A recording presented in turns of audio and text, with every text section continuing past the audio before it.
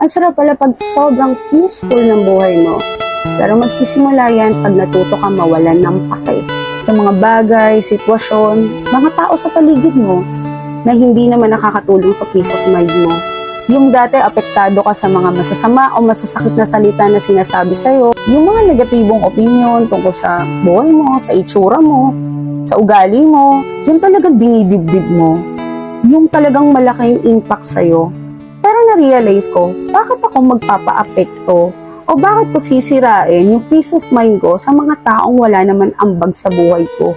Simula na natuto akong mawalan ng pake at i-distansya ko yung sarili ko sa mga taong negatibo, sa mga taong toxic.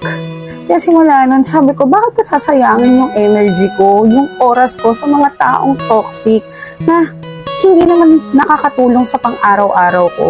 Kaya ngayon, mas nag-focus ako sa goal ko, sa mga tunay kong kaibigan, sa pamilya ko, at sa mga taong totoong nagmamahal sa akin. Masarap na sa pakiramdam.